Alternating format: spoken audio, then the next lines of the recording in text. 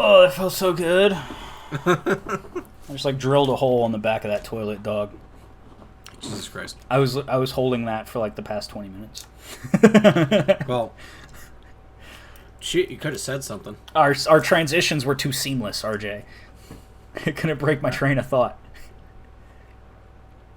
So anyways, we were me being mad about stuff. Yeah. RJ, right. Tell me why you're pissed. Tell me why you pissed. 'Cause biology. Now tell me why you're pissed.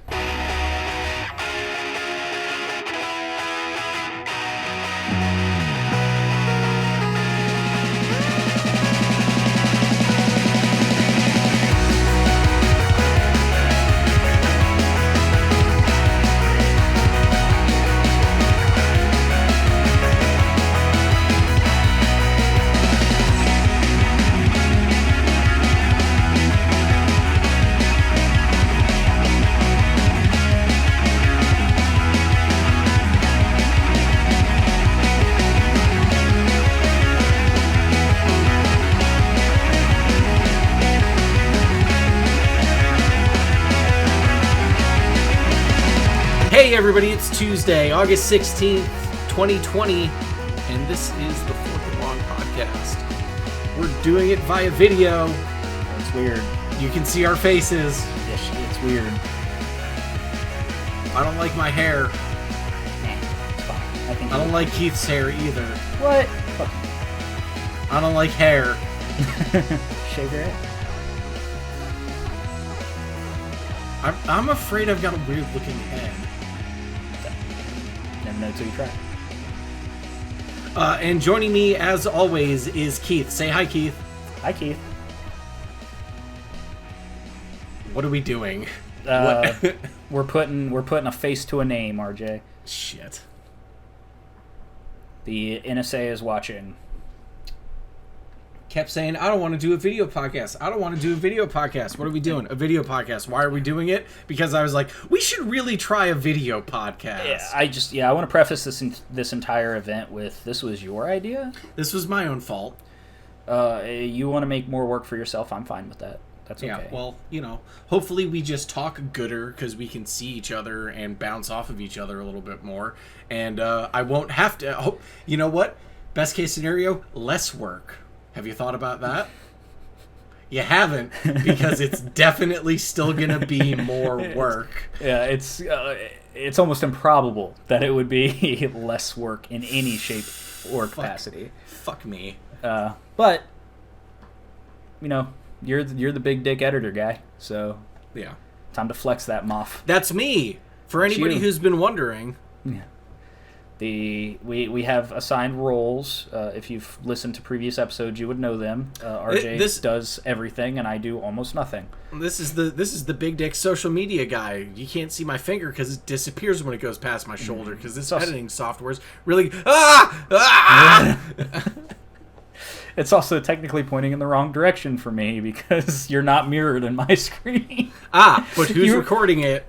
Yeah, this guy. You're just poking a Miami player in the dick on my screen. Hey, you know what? Shit happens. It happens. Don't have your dick there. That's fair enough. So everybody put your dick somewhere else. Put your dick away from the dance floor. Everybody gets to see our weird visual tics while we're talking about subject matter that we're only barely competently able to talk about on a normal basis, and now I have to be distracted visually while doing it. So we'll see how this goes.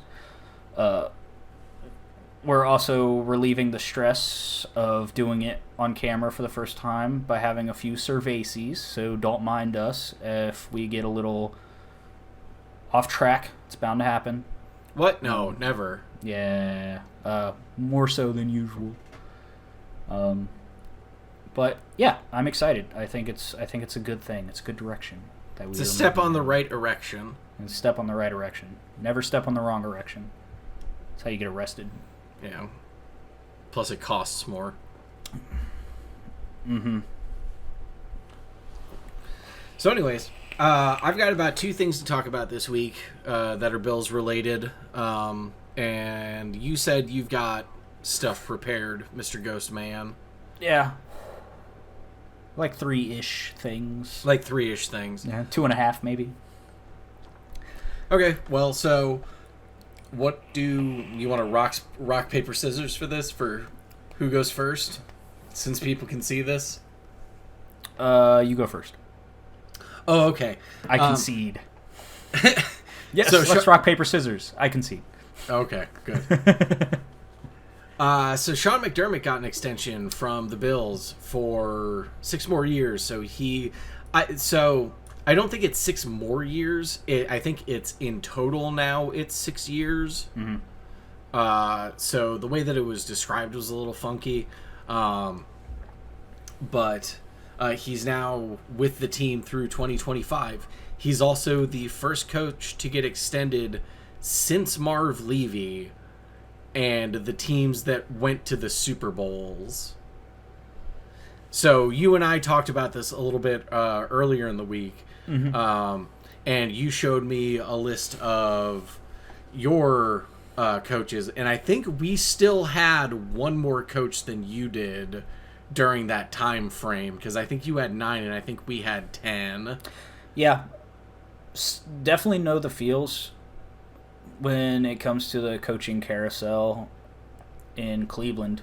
One thing I will say about the Bills, your coaching carousel has led to some kind of successes. Consistent mediocrity. Consistent mediocrity. We are the most mediocre team in the league. Or we were. Were. I couldn't even call what the Browns did with their coaching carousel mediocre. It was just bad. So, but that's exciting. Do we have any idea what the money is yet? See, these guys. Yeah. These guys, they didn't last very long. No. These fucking guys. Oh, I disappear completely. This was unplanned. But, oh, there we go. Yeah. The NIM Xers. Yeah. So anyways. Yeah. So do we have any idea what the money was? I don't know if that's been disclosed yet. Yeah, because this extension was a few days ago. I figured we'd know something about that. No money seems to have been disclosed as of yet. Well, how do you feel about it? I feel good. I feel like the process has worked, to be perfectly honest. You know, him and Brandon Beane, who I expect to also get an extension in the near future, both showed up to a team that was very much on the rocks. Mm-hmm. After the Rex Men, which again on my screen will look great. They had a bunch of dead cap that they had to chew through. They had a bunch of old picks that didn't really pan out, that they had to deal with. Like, I can't imagine what the difference would have been if Sean McDermott and Brandon Beane had been there since Rex Ryan was there, like since the Sammy Watkins pick, because like they might have sat and drafted Odell Beckham Jr. or like any of the other myriad, as opposed to trading up to the 4th overall pick and giving away, like, I think we gave away 2 first-round draft picks. We gave up that year and the following year's first-rounders to move up to number 4 to get Sammy, who was like if you've read have you read any of the recent articles about him? I don't think I have.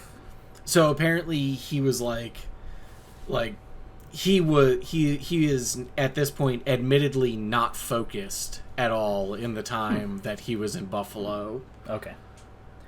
Which is why I have no problem taking the duct tape to the back of my Watkins jersey and putting Diggs on the back of it. Does he have the old number? Oh yeah, they're both wearing 14. So. Gotcha. Yeah, and I mean, and you can kind of tell that with his play in. Insert the team he plays for. You The Chiefs? Yeah, the Chiefs. Duh. You can the Super Bowl champions. Yeah, you can kind of see it in his play with the Chiefs because we talked about it every year since Patrick Mahomes starting. How much Sammy Watkins... That other pick that the Bills could have had. Yeah, how much Sammy Watkins seems to be showing up for Pat Mahomes and actually providing good offensive numbers for the team consistently instead of kind of that waxing waning production he had in Buffalo. Because there were some games where Sammy Watkins looked phenomenal, and then there's some games where he was also injured a fair amount, sure. So that was a problem. But yeah, I mean, I'll be perfectly honest. When he and Tyrod, sorry, still can't do it right. Tyrod were together. Tyrod could drop it in a thimble for Sammy Watkins. Like the this guy to this guy. That worked out pretty well. Yeah. For a number of seasons. Mm-hmm. Because Lord knows Josh can't fucking throw anything but a laser. Anyways, he's working on it. He's working. He's working on it. He's working on it. So again, I think Brandon Beane should easily be up for an extension next. That's your GM? That's our GM. Okay. I think he's done an incredible job in the draft since he's been there. So the not Patrick Mahomes Trey White pick was technically still in the Doug Whaley era. Brandon Beane was brought in immediately after that draft was completed. Mm-hmm. So that may have been explicitly a Sean McDermott pick. Mm-hmm. The history, like the grand history on that, is still not out yet. Mm-hmm. So we don't know who's actually fully responsible. Like, it was probably Whaley's scouting, but Sean McDermott just wanted a corner and maybe rolled the dice. I mean, maybe he wanted someone else and we just lucked into Trey White. Again, all of that is up in the air still. Yeah. But we could have had Mahomes.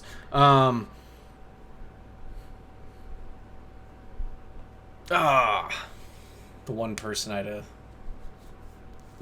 traded it all the way to get. And he was there. Yeah. He was literally our pick. That's a NFL MVP. Won a Super Bowl. I'd like one of those. Mm-hmm. But it's also about the group that you put around him, I think, in large part. I mean, it's not like he walked into the Bills' offense at the time that he got drafted. Like, Zay Jones and Kelvin Benjamin were not going to turn him into an NFL MVP with, like Nathan Peterman and A.J. McCarron at his side. He had a boy that you want to talk about later. Yeah, teach him for the first year. Yeah, he learned from a Pro Bowl quarterback to throw at Pro Bowl receivers and tight ends and to hand the ball off to Pro Bowl running backs. So yeah, so like he was in a locker room of all pros, and they handed to him, they handed Patrick Mahomes a fucking machine gun of an offense and was like, go crazy. You got the arm talent to make these throws, so make the throws.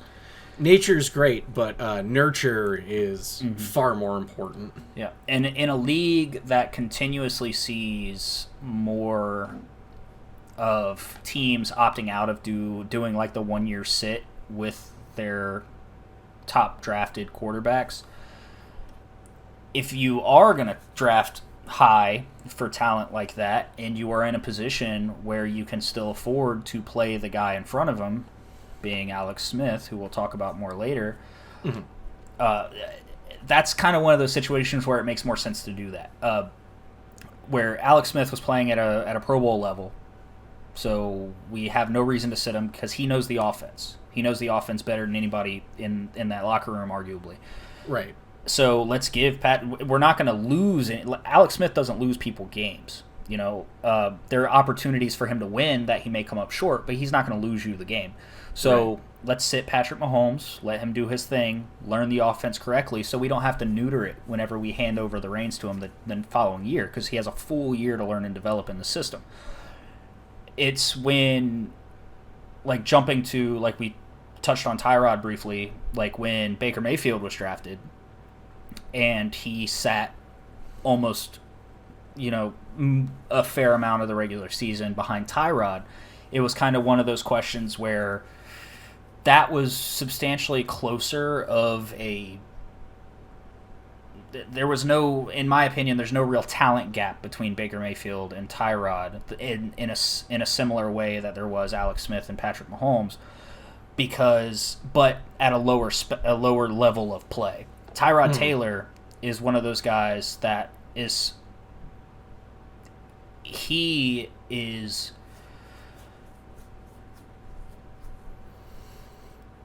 B tier, I would say. Like if we're he's in front of Herbert now. Yeah, and he's in front of Herbert now. Tyrod Taylor and Baker Mayfield, it almost felt like to me they were sitting Baker out of Hugh Jackson. I want to know what they saw in practice to make Hugh Jackson go, we're going to commit to sitting Baker for the entire year, because Tyrod wasn't doing anything to keep Baker on the bench. Alex Smith was doing things to keep Patrick Mahomes on the bench. They were winning football games. Yeah, Tyrod Taylor wasn't doing that. So it's weird. I think it may be. I'm sorry. Finish your thought and then. Well, I think it's weird. I think it's weird that people consistently, instead of grooming offenses to play the rookies, they want to go on that sit them for a year, let them learn kind of thing. When the quarterback position has evolved so much in college to where we're starting to see those college style offenses being integrated into the NFL, so you can play the rookies earlier. That's what happened, in Buffalo with Josh Allen. Wow. Okay, all right. First of all, going back to your bit with Baker Mayfield, I think it's possible that once a team is trending poorly, you don't want to throw the rookie into that scenario where shit has already gone wrong. In the case that shit continues to go wrong, because that could just, even somebody like Baker, it may influence his overall confidence. Oh, sure. Yeah, especially with somebody like Baker. Look what happened because of the success he had in that first season where he was pushed into the forefront because Tyrod was underperforming, and then Baker played lights out for the rest of the season. He had ridiculous amounts of pressure the following season and wasn't able to duplicate his success. But I'm a firm believer that if the scheme is correct, the cream's going to rise to the top. Sure. So it's interesting to see teams trying to replicate the Chiefs' business model, but they didn't have the tools the Chiefs had. The Chiefs had a Pro Bowl quarterback with all pro skill positions around him. Teams like us, the Browns, the Bills, doesn't happen that often. Okay, so create the scheme and allow the players to play and allow that cream to rise to the top. We've seen situations time and time again where it comes to rookie quarterbacks being thrust into those situations. You're absolutely right, where they get in their own head, or they get in a losing streak, or the offense is too confusing for them. They weren't as good as they thought they were. There's a million different reasons, but that's why first round quarterbacks are always a gamble. And you don't know what you got until you play them. In preseason, you're not going to learn anything. We've seen time and time again. You can't take a rookie quarterback that played well against second and third stringers and expect them to replicate against first stringers. You gotta play them. Right. If you intend on playing them, I say scheme the offense, play them early. If they wash out, cut your fucking losses. You're not afforded the same luxury that the Chiefs had at the time, and I think especially because of injuries on the Bills side. Sean McDermott. This is why I'm kind of stoked with the extension with Sean McDermott, the same way you are. One thing real quick is, if we're just going to continue on with this, is that jumping back to Josh Allen. Josh Allen started because Nathan Peterman threw 5 interceptions in the first half. Yeah, he did. That's why he started, not because he was sitting behind someone that he could actually learn from. But back to Sean McDermott. Sure. Well, that's, they kind of play hand in hand. We're talking about you being excited, Sean McDermott's getting extended, trust the process. We talked last week about, They really liked Nathan Peterman, too. Yeah. So for maybe, a guy that they didn't draft. Yeah, maybe they should shift the Stick to the draft. Stick to the draft board, boys. Yeah. Shift the narrative a little bit. Whoa, wait, hold on, time out. We liked Nathan Peterman, and then he threw 5 picks. We don't like him anymore. Nathan Peterman's one of those cats that showed promise, I guess.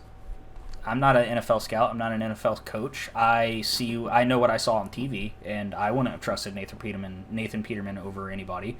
I don't think he performed in any way that kept Josh Allen on the bench. I think they benched Josh Allen because of the same reason that I was talking about in Cleveland, because it's expected. You got a veteran quarterback, and you're gonna sit the rookie and let him learn. Or if that rookie's got wheels and he's got a cannon of an arm, Deshaun Watson that shit, let him play. Oh, don't say that name. Oh, another quarterback you could have drafted? No, the playoffs last year. Also, yeah, more of that. Mm-hmm. Yeah, but that's kind of the point, is quarterbacks like Josh Allen. I think we could have drafted Deshaun Watson. Probably. Because he went kind of late. Quarterbacks like Josh Allen are having more success in the NFL when the process is allowing them to do what they're good at. Don't force them to be the archetype of an NFL quarterback. I think you're looking for prototypical. The prototypical NFL quarterback. He has the size, he has the arm, he can make throws, but he's not a Peyton Manning. He's not a Tom Brady. He's a Josh Allen. And if we're going to trust the process, and this is what I was getting at when it comes to being excited about Sean McDermott, is I think the Bills, their hand was forced. Last year they saw some success. They're committed, and we saw that in the draft. They focused on putting pieces on defense and putting pieces around Josh Allen. Well, and again, we used our number 1 draft pick on Stephon Diggs. So I think the process starts now, where Sean McDermott showed he was competent at making sure the Bills didn't lose games. That was actually a thing. So all of their locker rooms and stuff used to have these big banners that said playoff caliber. Yeah. And they took all of those down because we reached the playoffs, and now they all say championship caliber because they have newer, loftier goals to actually aim for. And 100%. for the players like Trey and like Tremaine Edmonds and like Josh Allen that have been drafted under the system, like that's kind of all they know at this point, which is great. Winning games. There's a lot to be said about a winning attitude in the locker room. There's a lot to be said about winning, the feeling of consistency, and like this is a football team that can win games. And then on the other side, you've got the veterans who've been there for, like, the few veterans that have stuck around, like Jerry Hughes, who are now in this new system where it's like, okay, we're fucking actually doing some stuff. Like, Jerry Hughes went from the Colts, at the end of the Peyton Manning era, like, to the Bills, and basically saw, again, nothing but mediocrity for a while, and has now been to the playoffs twice in 3 years, under the same head coach, like, with 2 different quarterbacks, and he's just like, all right, let's get this, like, let's just make this defense fucking rock. Yeah, I think the extension of Sean McDermott was the smart move, because he's winning football games, and that's really all that this is about. We'll see in the next 5 years if that translates to anything tangible. Like a division title would be nice. I think we might get that this year. I think that's a pretty easy take this year. Fuck Cam. They ain't got it. They got a former MVP at quarterback for buttons. They paid him pocket lint. I like our defense though. I like our offense too. I like your odds. I like Josh Allen. Ooh. I like, let's see, what did he go from? Didn't he go from like, what was Josh Allen's completion percentage last year? Wasn't it 58%? Yeah. There's just under 60. I like Josh Allen at 62.5% completion. I like him continuing to improve with Stephon Diggs there. Mm-hmm. And I bet his deep ball jumps. Yeah. Just because I think Stephon Diggs can adjust to the deep ball. Yeah, and we've talked about that before too. Josh Allen now has something he never had, which is somebody that can run under his shit. Oh, true number one. Yeah, somebody that can literally be like, Josh kind of overthrew that one a bit. Let me just turn on the burners and get under it, because he's a 4-4 receiver.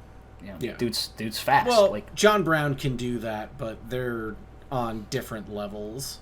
Yeah, like Stephon Diggs. Stephon Diggs will turn on the afterburners with 3 yards of separation already. Mm-hmm. Yeah, he doesn't. He is a contender when it comes to getting up and getting the ball, and that's important for all three levels of being a receiver. Is in the short and medium game being able to contend with defenders, and then in the long game you got a dude that can launch at 60 million fucking yards. So how fast can you run 60 million yards? Because you got to be under that ball. Right. And I think Stephon Diggs is one of those people that can do it. My only concern, and I expect similar things from Josh Allen, 60-ish%. I want 3,000 yards, 20 passing touchdowns, 600 rushing yards, and 10 rushing touchdowns. That's what I want out of Josh Allen next year. And I think that is attainable. Is that because you're drafting him on your fantasy team? No, I'm not playing fantasy this year. The season's way too fucked. I don't want to stress myself out that much this year. I just want to watch football. But that's what I want for Josh Allen, and that's what I think is obtainable with the weapons around him. If he works on the accuracy in the medium and long game, that's super obtainable with the weapons he has. It's nice that it's third year under the same OC, too. Mm-hmm. And I think that process we've been talking about is really going to contribute to that. You got a winning attitude in the locker room. You got stable, for the time being, you have stability in coaching and front office. That's something that lends towards winning football teams, as long as the picks are right and the players are right, and stability in the office and the locker room. I mean, how do you think the Patriots have won 6 Super Bowls? They've had the same GM for 20 fucking years. Also, kind of. What's that? Also cheating, kind of. But that helped. It certainly contributed. I'm not gonna discredit the off the field tactile decisions of Bill Belichick. Yeah. All right, I've only got one other thing to be mad about this entire time, so let's give you the reins and run down your list. Okay.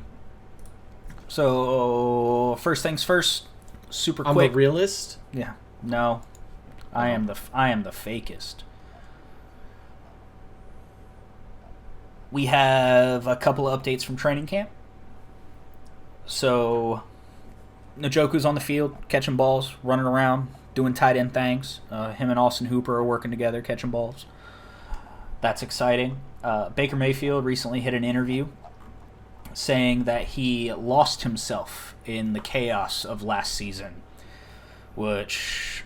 You said Baker said this? Yeah, Baker said this, which I can totally see, because Cleveland's season last year was kind of fucking weird. The media wouldn't leave him or Odell alone. Myles Garrett tried to murder a guy. There were so many lofty expectations for the Browns in the AFC North. And he was coming off of a relatively successful rookie campaign. And I like to see some humility out of Baker right now, because he's not in a position to talk anymore. He was after his rookie season, pretty much. He was one of the reasons why the Browns almost had a turnaround season. We were still playoff viable in the later part of the season, which is something Cleveland has not been able to say forever. But it's time to dial that shit back in because we got work to do. Mm-hmm. And it's nice to see these things coming out of his mouth. I want to see it on the field, but I don't mind character. You know, we've talked about this several times. I don't mind character on the field. I love Odell Beckham. I love Baker. I love it when people are cocky, but they gotta produce in order to be that way, and for me to tolerate it. Like a lot of people had a lot of issues with Cam Newton's behavior during his MVP campaign. Bro, they went 15-1. Like, yeah, they lost in the Super Bowl, but I mean, it was Denver's defense really won that game.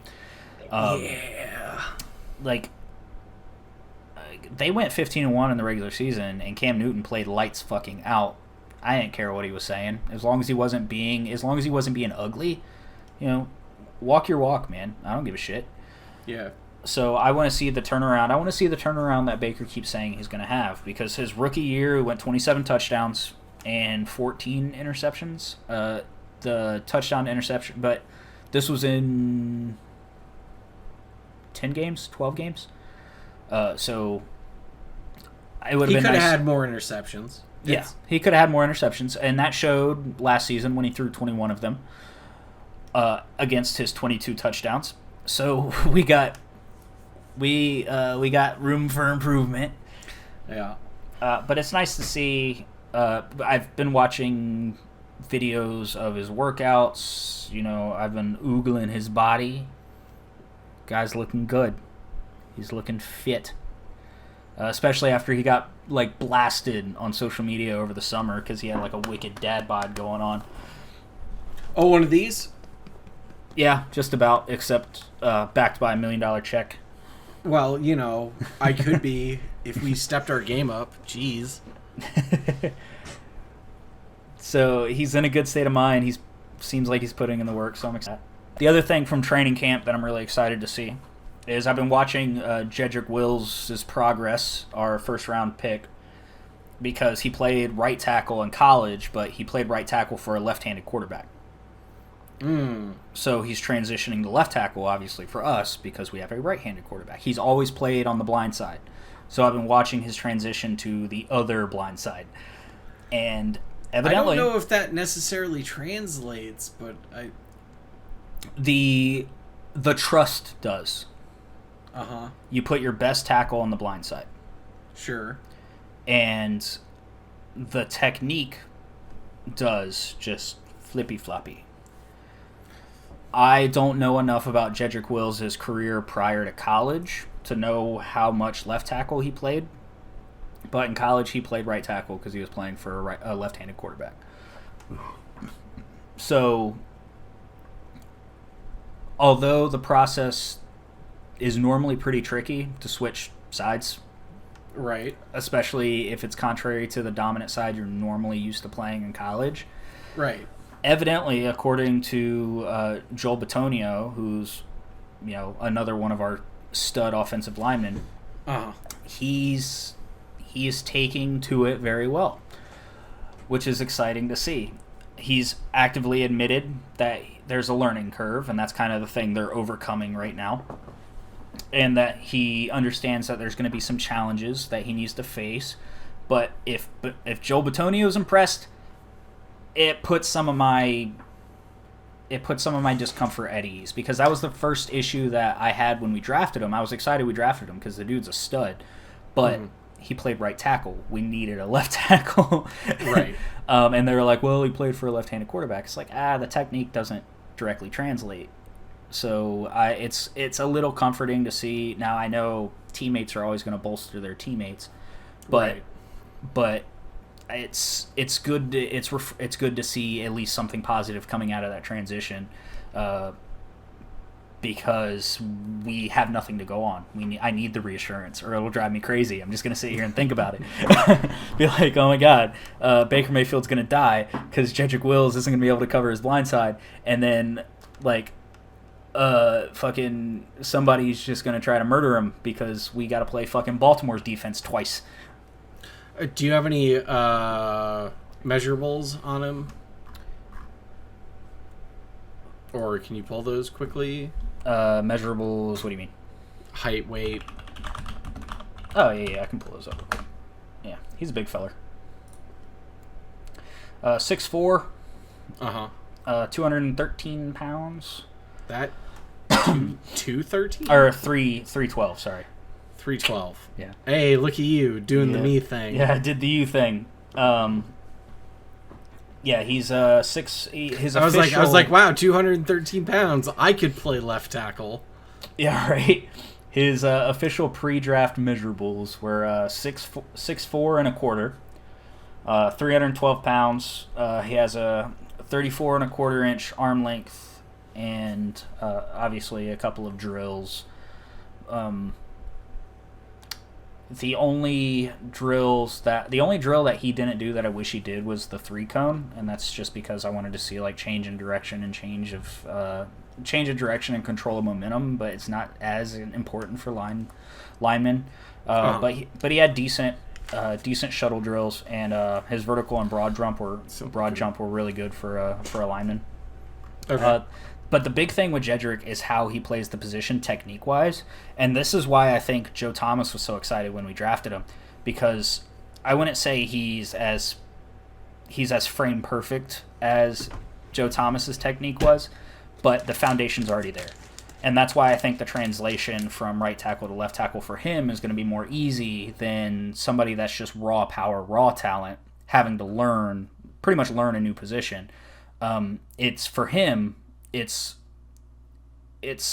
taking his technique that he's already accustomed to using and just flipping it. You know what I mean? Mm-hmm.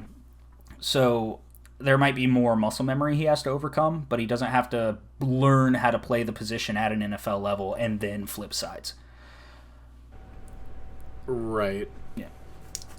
Because a lot of what you see out of, especially lower drafted offensive linemen, is the reason why they're taken is because they're freak athletes, but their technique's normally terrible or their footwork's normally terrible, and they have to groom them to an NFL level. Jedrick, his technique, you don't got to do that. You just got to move him to the left side and get him used to doing this instead of this, you know? I don't know. If you got to teach somebody to follow in the salsa as opposed to lead, well, maybe it's not that different. I don't know. We'll see. We'll see when football actually starts. You know, it's unfortunately training camp's a lot of speculation. If football actually starts, it will, or it better, or we're canceling the show. So that's dope to see. We'll see what comes of it whenever football starts happening. From the videos and pictures I've seen, it's normal training camp stuff. Nothing crazy. Just masks. Just masks and not a lot of contact because the NFL doesn't like that in practice anymore. Right.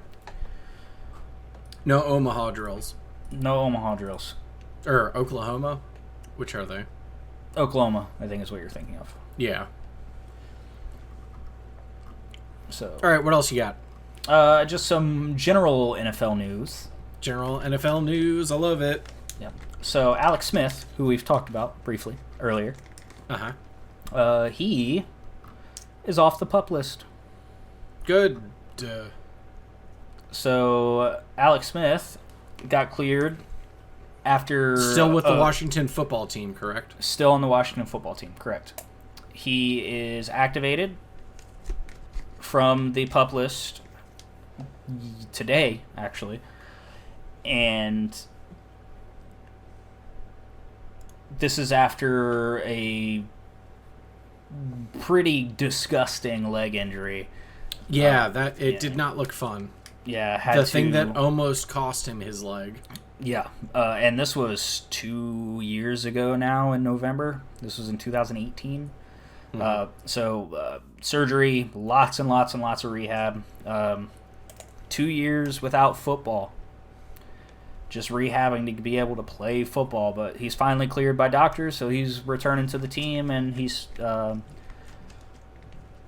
going to do training camp shit. Because he was cleared initially in July, and then during the team physical in July, he was cleared by doctors in July, and then the team physical put him on the PUP list. So now he's officially off that list. He can perform football activities. So I'm curious, because we've talked about Alex Smith's success under the Ron Rivera regime, how stiff that competition between Alex Smith and Dwayne Haskins is going to be. Your thoughts? How old is Alex Smith at this point? 36. Old as shit. I think Dwayne Haskins is still going to be given the reins. I think this is going to turn into a Carson Wentz, Nick Foles thing. Really? I think Dwayne Haskins is going to be given the reins, and Alex Smith is going to be asked to sit behind him and teach him and whatnot. And then Dwayne Haskins is going to get blasted. So that's the part where it's like, I don't know if that happens, or I don't know if he starts playing poorly, but... So playing like Dwayne Haskins. Listen, he was a rookie last year. You got to give him some amount of time to grow. I mean, so was Deshaun Watson. Sure, but not everybody's Deshaun Watson.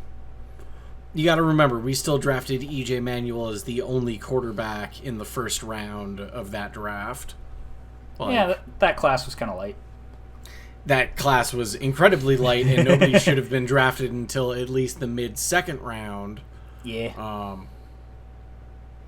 And yet, E.J. Manuel. Anyways. Yeah, I think Alex Smith sits there for a little bit, and if Dwayne does not perform, they might put him in and see what he's still got left. Yeah, I think Washington has a unique situation in that depending on how Alex Smith is able to perform coming out of rehab and off of the PUP list, they have fiery second-year talent out of Dwayne Haskins, which I always thought Dwayne Haskins was pretty garbage, not going to lie to you. No, I don't think he hasn't blown me away with his talent so far. And even watching him in college, Dwayne Haskins... I'm just saying, if I'm the Redskins and I've invested that pick, I'm probably going with him still. Yeah. I'm not saying he's blown me away talent-wise. Yeah, Dwayne Haskins suffers from a similar situation that Mitch Trubisky suffers from. He was overhyped in college because of one very successful season. But the difference between Mitch Trubisky and Dwayne Haskins is Dwayne Haskins played for Ohio State. Mm-hmm. Dwayne Haskins was first all-team Big Ten. You know who he played behind?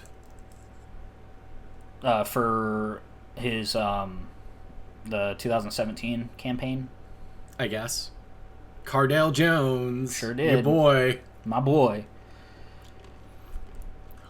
Dwayne Haskins was in a program that consistently is in competition for national championships. Mm. So Mitch Trubisky was a little easier for somebody like me to predict, somebody that plays or watches college football, especially I'm a UNC Chapel Hill fan. I didn't see Mitch Trubisky having much success at the NFL level. Dwayne Haskins, similar situation, played one full season, put up amazing numbers. Won the Big Ten championship. Won the Rose Bowl. Was first team All Big Ten. 4,800 yards and 50 touchdowns. But we had 1 year of sample size. Mm. So when it came around to the draft, it was like, well, what are the things that Dwayne Haskins is good at? He's big. And it appeared in college that he was mobile. Well, he's still big, but he ran a 5-second 40. He ain't NFL mobile. Yeah, he ain't NFL mobile. He ran a 5-second 40 and doesn't have the arm to compensate for that. Mm-hmm. So he only played 9 games last year, started 7 of them, and it was like 1,300 yards, 7 touchdowns, and 7 picks. So a lot of my initial thoughts about Dwayne Haskins were kind of verified coming into the NFL. And fortunately for Washington and Ron Rivera, they have Alex Smith, who wants to go back out and show that he still has some gas in the tank. Not a bad quarterback. Apparently, if Brady can still do it at 40-something, I mean, he's got that TB12, but... If Brady can do it, Alex Smith can do it. Yeah. So, it's cool to see somebody coming, because 5 years ago that would have ended his career. 10 years ago that would have ended his career. Oh, easily. Yeah. So I'm excited to see. It almost ended his life. It almost ended his career and his life this time, and it was only 2 years ago. I'm excited to see if he still has it, because if he does, I think Dwayne Haskins is going to be in trouble, and I think he's going to be another first-round quarterback washout. I wouldn't necessarily call him a bust, because we haven't seen a big enough sample size in the NFL. We're probably going to get some of that sample size next year, but I don't think he's going to play all season. I mean, the big question at that point is like, okay, where does Daniel Jones actually fall? Because then you're talking about the entire draft class basically. Mm-hmm. Yeah, and there's a lot of speculation, or there's a lot of talk amongst internet football analysts that Daniel Jones isn't as bad as we think he is. Uh-huh. I'm sure you've seen, or at least saw, that there was an episode posted. No, I never listened to NFL internet analysts ever. No. Definitely wasn't backing my case last week. Nope. But there's a case to be made that Daniel Jones isn't as bad as we think he is. We'll see. Eli's not there anymore, so we'll figure it out. Mm-hmm. All right, what else you got? Hit me with some heat. I want some heat. Yo! George Kittle. Yeah, okay. All right. We can talk about George Kittle being the highest paid tight end in the league. Yeah. In league history? Yeah, league history. Highest paid tight end in league history. He's going to be making $15 million a year for 5 years. Yeah, a lot of fucking money. And both him and Travis Kelce pretty much got their extensions at the same time, and George Kittle got more. Well, but they got roughly the same, but they got different years, right? Wasn't Kelce's only 4 years? Correct. So, yeah. But that is... Kelce's also with Pat Mahomes, who's like just signed for $500 million. Right, and that's kind of the thing. Like, San Francisco extended George Kittle because they need him. Right. Travis Kelce got extended because he's really good. Yeah. But I don't think that offense needs him. I don't know. Where else are you going to find another tight end like that right now? Oh, yeah, I'm not saying that he doesn't bring any value to the team. I just think if Travis Kelce didn't get extended and he walked, the Chiefs' offense would have survived. Mm-hmm. The 49ers' offense, if George Kittle walked, would not have survived. Well, but you got to think though. Travis Kelce he's the one guy who's not the wide receivers. You know what I mean?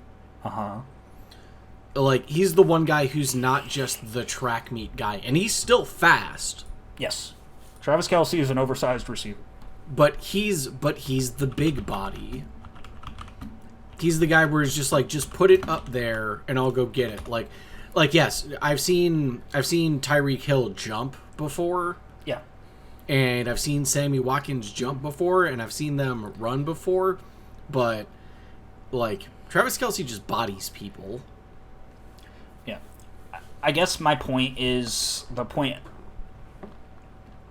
Yeah, I guess more of the point that I was making or trying to make was if you get another sure-handed big body in there, Patrick Mahomes will put up numbers with him. Sure, It doesn't have to be the best tight end in the league. It's possible. It's possible.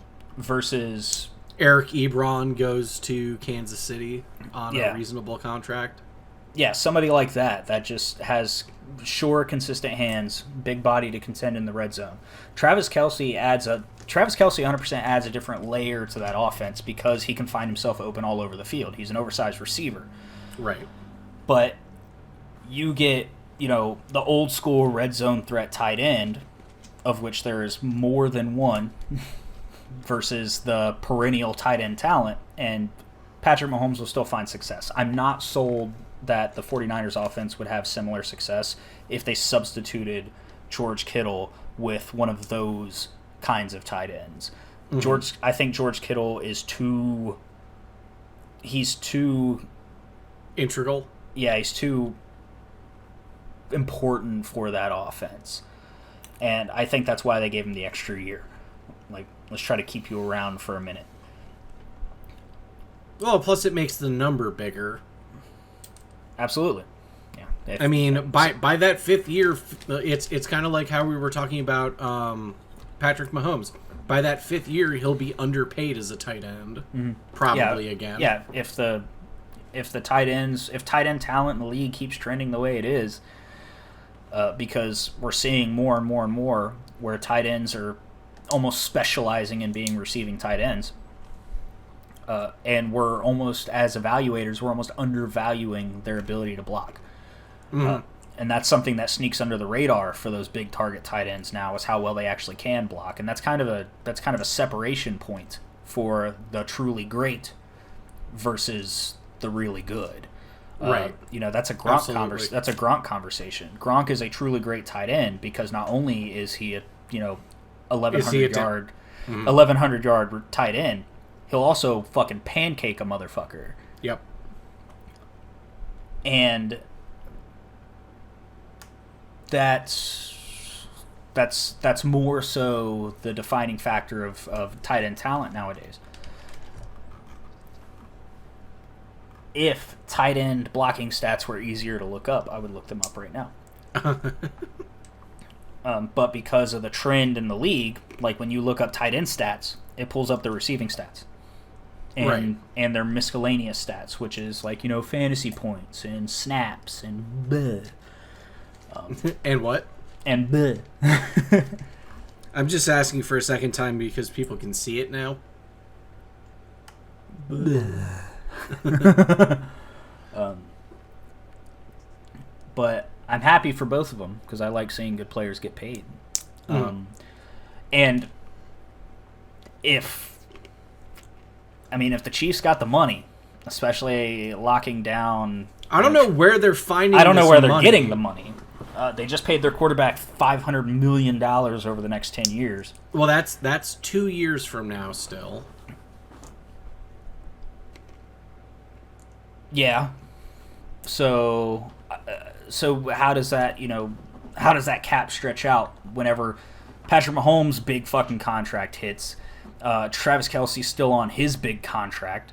And then they just play, what, D Ford? Wasn't that who they paid? Yeah. So how soon does that bubble pop? Who knows? Pretty soon. Yeah. Stay tuned. More news at 11. They're looking for 2 or 3. But I think George Kittle is more important for San Francisco's offense. Oh, certainly, because who else do they have? They have Marquise Goodwin from us, or had Marquise Goodwin. I don't know if he's still on the team or not. And he's a track star, literally. They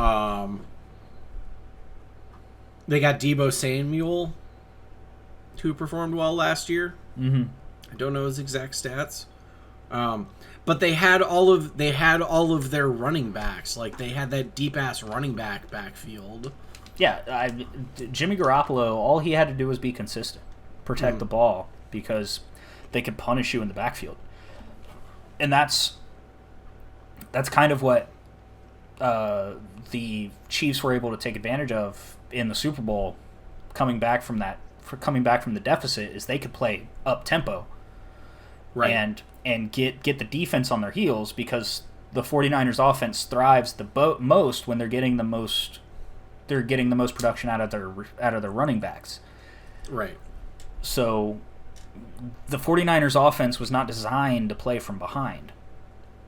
They were designed to get ahead and then let the defense smother the other team. Right. When you have, Waffle House them. Smothered and covered. Yeah, get them smothered and covered. Throw some chunked and capped in there if you're feeling fancy. I love me some ham and mushrooms. So, breaking news. What? Literally, It's Tuesday, August the 16th, 2020, and this is breaking news. So, it literally crossed my ticker here just now. Speaking of San Cross Francisco, your heart and hope to die. speaking of San Francisco, because it's relevant, would you happen to know of the offensive lineman Spencer Long? I have heard of him, yes. Yeah, like that entire time he played with Buffalo last year. Yeah, uh-huh. So the 49ers just signed him a couple of days ago. Oh, God, does he have the COVID? No, he retired an hour and a half ago. Oh. Well, saved us some money, Yep. So that's funny. Just a little I think. dressing for for the 49ers.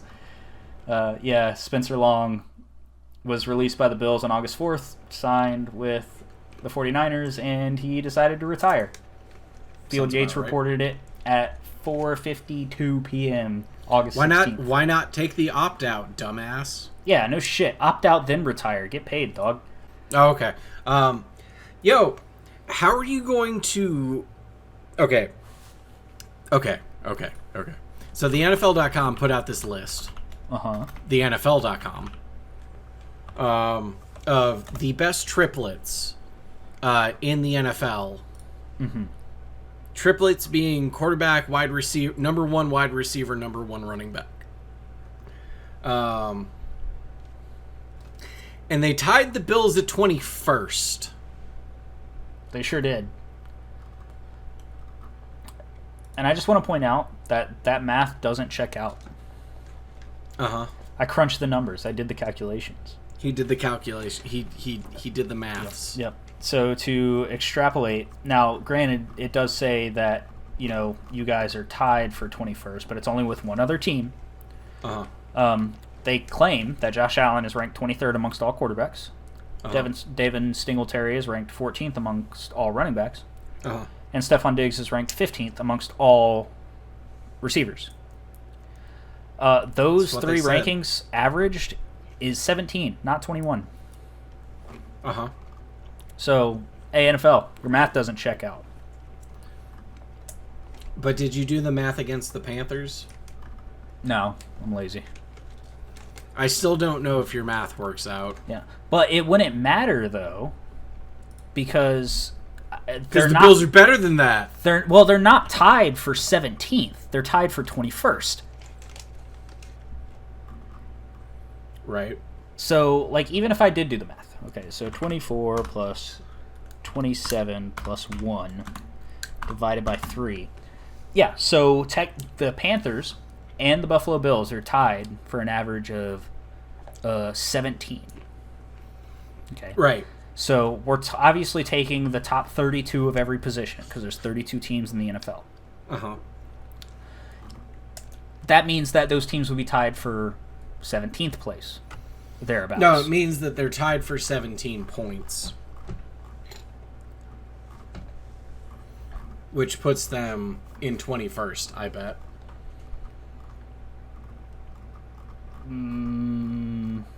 Yeah, I mean, probably. Because the Browns... Baker Tied for Mayfield- 11th. Yeah. 19, 6, and 7. Mm-hmm.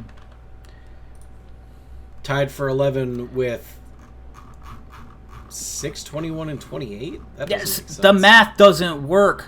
This whole entire fucking chart, this whole entire list is dumb. Well, so here's the thing, though. is... Yeah, that doesn't make sense. I don't know why they're tied for 11th. This would have made sense before they traded for David Johnson. Yeah, I don't know. I'm mad. I'm back to just being mad. Yeah, you should be, because this whole list is bullshit. Rexman. Because one would argue... I paid money for this shirt. I want to know what metric they're using to rank these guys. But one would argue that Devin Singletary is underrated because of his numbers. It's almost like he didn't get the most carries last year and still had 775 yards. Yeah, I mean, he averaged 5 yards a carry. And he should have touched the ball more. You know, and he could work on his touchdowns, but how many opportunities was he given to score? Well, so the big thing to think about is like how many, which I've seen posted elsewhere, is how many touchdowns did Josh Allen vulture by just running it in when passing touchdowns broke down? Yeah. And that counted as a running touchdown? Yeah, and a rushing touchdown for not Devin Singletary. Right.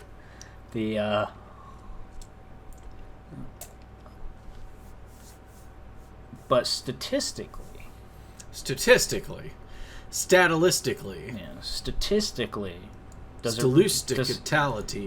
it really piss you off that much? No, W's. I'm here for the W's because I don't play on the team. I root for the team.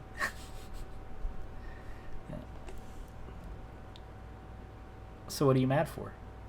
Oh, I'm not. Well, I'm mad about the 21st overall ranking compared to other teams as far as the triplets themselves go. I mean, you're telling me Drew Lock, Phillip Lindsay, and Cortland Sutton, who are even just one spot in front of us, are a better trio? You're telling me AJ Green, who's perennially hurt, Joe Mixon, who you said other people were overhyped for, and Joe Burrow, who's never played a snap in the league, are better than us? Jimmy Garoppolo, Raheem Mostert, and George Kittle I'll give it to. Sure. I ain't mad about that. That kind of just... Roethlisberger, also an argument for George Kittle to be paid more because it's not wide receiver, it's just pass catcher. Yeah, I was about to say that kind of cements the argument I just made about George Kittle's importance to that offense when the top ranked pass catcher is your tight end. Un poquito. It's almost like I kind of know what I'm talking about. Yeah, right. Ben Roethlisberger, James Conner, Juju Smith-Schuster. I'll give it that. Yep, I mean, there's an argument to be made there. You're having to heavily rely on past performances, considering Roethlisberger sat out for most of the season last year. Right. So who knows what Sloppy Burger will get this season. Right. What's your shirt say? Schittsburg, Pennsylvania. Just making sure. Derek Carr, Josh Jacobs, Darren Waller.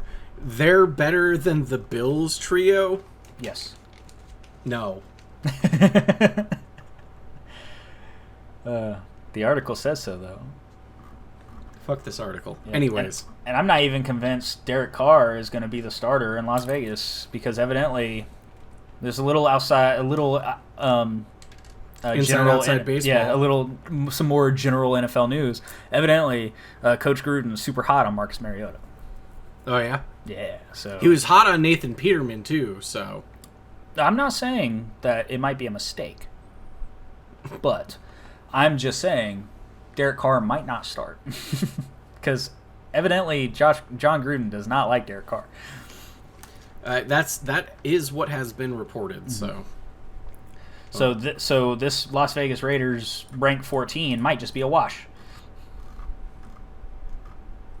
The Arizona Cardinals all the way up at 9.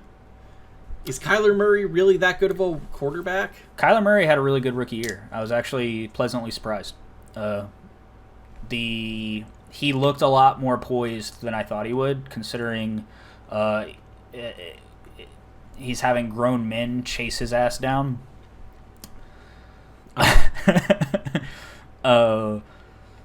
But he did all right, and the offense looked good around him, and people listened to him and responded well to his play. So we'll see if that translates to second-year success. I think the biggest thing that buffs the Cardinals in this specific ranking is the fact that they got DeAndre Hopkins for nothing. Oh, yeah, totally. But, yeah, Kyler Murray's rookie year, he had 64% completion, 3,700 yards, 20 touchdowns, 12 interceptions. Like, it was super solid for a rookie campaign. Like, some would say really good for a rookie campaign. Yeah, right. Being thrust into an offense that had no real marquee weapons and thrust. No marquee weapons and an injured David Johnson. So thrust. Thick. You know what this list does, though? Piss me off. Yeah.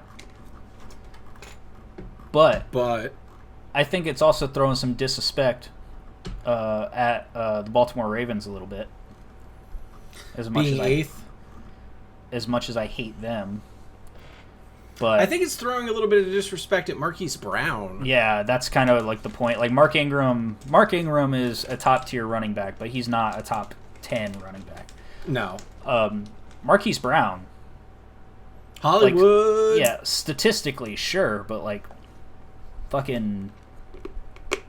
Like, are we completely dismissing these people's abilities? Like, every receiver in Baltimore is going to have worse numbers than any other receiver in the league because Lamar Jackson is going to rush for 1,200 yards a season. Mark Ingram is probably ranked about where he belongs. 100%. And Lamar is probably ranked about where he belongs at number 2. Yeah. Second only to Patrick Mahomes. Yeah. Yeah, it's like no receiver is ever going to look like the dude that's carrying the team because Lamar Jackson can do so much with the football. So I think there's a little disrespect for what Marquise Brown would do if he was in a more pass-heavy offense. And I think that's where your frustrations with the Bills ranking comes in. They're not looking at the talent, they're looking at the numbers. Yeah. Because it's preseason speculation, and we all know how much I love that after my rant last week. Mm-hmm. And how much I totally respect analysts. Right. And their inability to look past the numbers. The Browns almost made the top 10, so that's cool. If it wasn't for Baker Mayfield's awful second season, top 10 offense. Also, for anybody who's actually watched this long, I don't usually fidget this much, but I bought pistachios and they're fucking delicious and I can't stop. Bro, look, I understand. If I had pistachios, there wouldn't be a podcast. There would just be constant. There'd be 2 hours of recording of us cracking shells and throwing them in a bowl, and like fidgeting our hands into the bag of pistachios. Like, I get it. Ain't gonna hurt my feelings. So. I apologize. Next time, I won't drop that pistachio. I mean, next time, I won't have a bag of pistachios here. But probably. But I think I'm going to try to set up something. So we're going to let the viewers and listeners behind the scenes for a little bit. There's going to be changes to the website. Oh, yeah. Okay. Yep. Sure. That I'm fine talking about. I was like, what scenes are we letting them behind? Yeah, no, not that. There's going to be changes to the website to where... Don't say anything about that. To where if you don't want to listen to the podcast on one of the major podcast things, what's wrong with you? But if you don't, we're going to set up a player to where you just... We're not getting paid yet. Yeah, you just go on the website. Then every week's new episode is going to pop up in audio format automatically. Just start playing. Whatever you do on the website, it's always going to be there. We're also we officially do own the domain for Fourth and Merch. Fourth and Merch. Yeah. So fourthandmerch.com will eventually be our official merch store. I'm on the website. I'm going to start doing some... Get your I'm Here to Help shirt coming eventually. It's kind of there. It's somewhere. It's now it's just a black screen. So is that going to be the first? Just sit down and put it over your chest, like you were wearing it. There you go. Yeah. Keith's here to help. Yeah. Is that going to be the first shirt on the website? This is the first shirt on the website. That and the football shirt. Yes. Those are the two shirts. Yes. Actually. Yeah, so buy your I'm Here to Help shirt to sponsor us as we're spinning everything up. We want to not do our jobs anymore, so if you want to help, be here to help. Yeah, be here to help. Help us help you help us. Be here to help. Help. Just like just help. So another thing that I plan on doing, and I actually haven't run this by you yet. Now he's ignoring it. So I know I see it. I am ignoring it. Is I'm going to, up until the season starts, starting with next week's episode. Because evidently the season's supposed to start September 10th. So starting next week, we'll have 2.5-ish weeks whenever the episode's posted until the regular season starts. Because, fuck the preseason. No reason for preseason. Yep. I'm gonna start coming up with some article ideas. Some written stuff to put on the website, so there's something to do when you go there. So this is news. It is news to RJ. This is news. But wherever, and we're gonna start, self-promoting some more because I want people to listen to it. I enjoy what we do here, and I figured I'd take the opportunity to have that now that we have cameras in front of us. We're real people talking about real subjects poorly. Eating these pistachios. I'm sorry. He's 100% eating pistachios. There's no prop pistachios in this recording. All pistachios were harmed in the making of this film. Yo, I murdered them pistachios. But we're attempting to build a community, and it's gonna be fun. Even if you aren't here for the podcast, that's why I really want to get into the merch, because I want to do funny shirt shit. I was gonna say it's gonna be fun whether you like it or not, but 100%. That's kind of the goal. We're gonna force you to enjoy it. We're gonna make something that somebody enjoys. It may not be the podcast. It may not be a shirt. It may not be us. It might. Who knows? Special guest. Somebody that's not us. But I figured I'd take the time to express that there's shit coming. This is going to be a franchise, baby. I agree with you.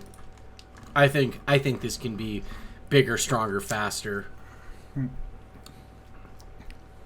See. But if that's all we've got to talk about this week, titties. Bitties and titties and titties and bitties and bitties and titties and titties and bitties. Yep. We also got to expand our wardrobe so we have, shit to wear every week now. I think we'll be all right. Yeah, I think we'll make it. Soon it'll be our own merch. Shout out to 26 Shirts. We're not sponsored yet, but if you hear this, that's where this came from. Maybe they'll make a Cleveland department at some point. You should make a Cleveland department. Is 26 Shirts, is that a Buffalo thing? Originally? Yeah. So... But they do shirts for several other cities. They do shirts for Pittsburgh and stuff. Gotcha. Well, yeah, 26 Shirts then. Figure it out. Fucking figure it out. Fucking figure it out, bud.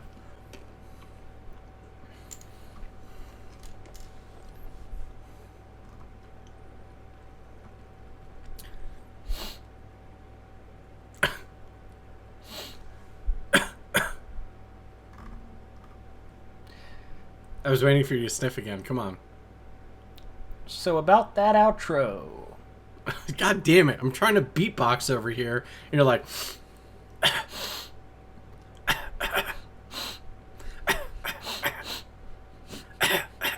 There's too much latency. I can't do it. God damn it. Just...